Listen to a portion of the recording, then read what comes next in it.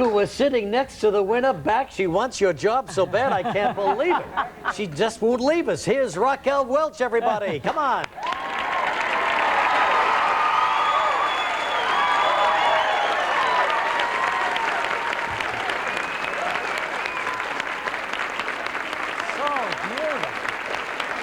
Isn't she something? Oh my gosh. That's an appreciative audience. And well, they should be appreciative. Okay, Raquel, here comes the big moment in my life. And I am not kidding. Every time we go through this, Reach. Where would you like this, darling? Right over here. Where would you like to put it? Well, I'll put it right there. Okay. That's as good a place as any. Excuse me. All right.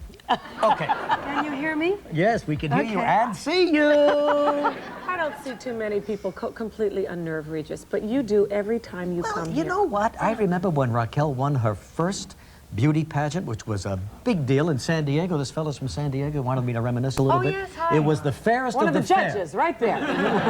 Remember the fairest of the fair contest, Del Mar, California, every year? Well, really, they had the most beautiful contestants. And you won it that year, and I was just starting in television.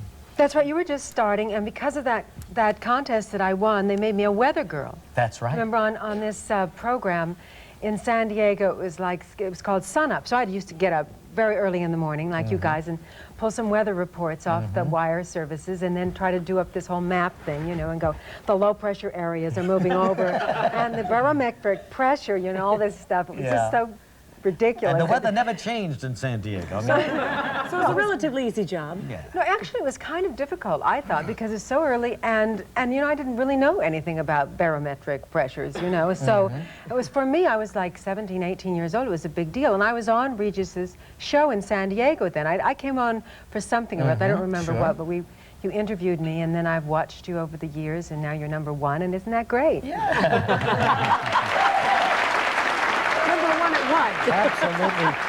Absolutely crazy about me. Anyway. She always has been. No, I don't know how she controls herself around How did you, then how did you go from Weather Girl, I've forgotten, up to Hollywood? Did somebody see you, or did you go up on your own, or? Well, yes, I mean, I had been studying theater arts, yes, and acting since I was 7. You know, they have an old Globe Theater in San Diego, and I was like, when I was 7 years old, I would take my little bus tokens and get on the bus and transfer once and go walk through the park and go into children's theater. So I was like really into acting from a very young age. And then the beauty contest thing happened, and that kind of programmed in, and I thought, maybe this works somehow into the acting thing. You know, maybe it will help me get a chance and a break. And it, as fate would have it, it just sort of followed me around, and it really did help me get a chance, you know, to be in films and everything, because I never imagined that I would ever end up in films. I always thought that I would go to Broadway and do off-Broadway plays and break into the business. Yes, well, because that's the way I started. I started in children's theater and singing and dancing, and I know you sing, you have a beautiful voice. Thank you. And I always felt that I was one of those people that was like a musical comedy person, that I would be more like you know, a Rita Hayworth type of a person, or Betty Grable, that you'd sing and dance and you do this light comedy for. Sure. And I was wanting to go to Broadway and be in a musical. It took me years. But you know what happened? You know, you see, you put that in your mind as a young kid, and actually your subconscious directs you there, and then one day you wind up on Broadway. You're probably right about that. But in the meantime, I did these other 35 crazy movies, and that helped me too. We have some not so crazy. Yeah, we have some pictures We're here. going to walk down memory lane, whether you... Now, was this your first movie, 1 Million BC? Actually, I think it was my second movie, but probably the thing that made it possible for me to continue. Now, this guy looks like a poor man's Charlton Heston. He looks just like Ben-Hur there, doesn't he? Yeah, no, Moses. He was very sandy and full of beard and everything, and rather truculent, but... Rather truculent. But very earthy. Yeah, no, he was always in a kind of a bad mood, because he really didn't like being an actor, you know. And, now, what's this one? This is Three Musketeers with Michael York. Michael York is on Broadway now. That was charming. Yeah, that was fun to do. I love doing the comedy in that, because then that got me back to what I thought I should be doing, which is comedy and But doesn't that make you romance. A little crazy, Raquel, when you know that you can do something, and you've known all along, and then all of a sudden you do a movie like this, and everybody says, gee, we didn't know she could be funny, and you're going, I've been trying to tell you I'm funny. Yeah, that type of thing. But you know, I still say that, oh, I didn't know, is she funny? Can she do comedy? I said, what do you think I did in Woman of the Year. I mean, that was like a musical comedy, you know. They don't do There their are homework. jokes, and there's this funny character that's kind of, you know.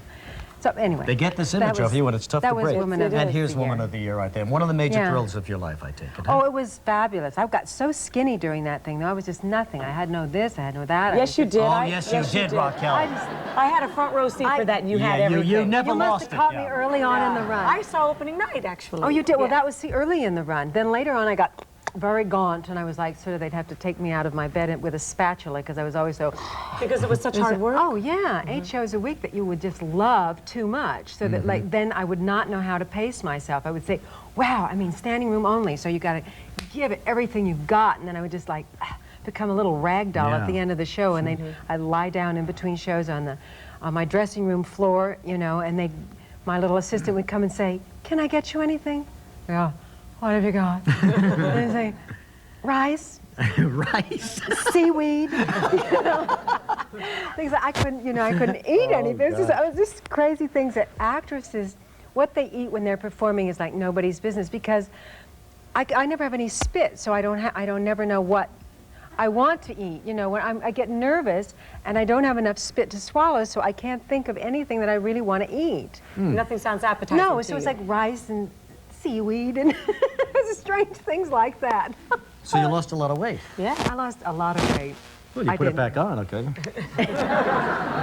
No, but it was a wonderful experience. It's a dream come true. Would you like to do that again? Oh, I'd love to go back on Broadway. I'd do a musical, I'd do a straight play, I'd do an ensemble piece, or just a plain comedy without the music, you know. It'd be great fun. I mean, I really should do it because it's been too long now and I miss it. And I must tell you, you continue to be one of the world's most beautiful women. I mean, thank you. really are. Thanks, Raquel, for being here. Still ahead on Live, the one and only Diana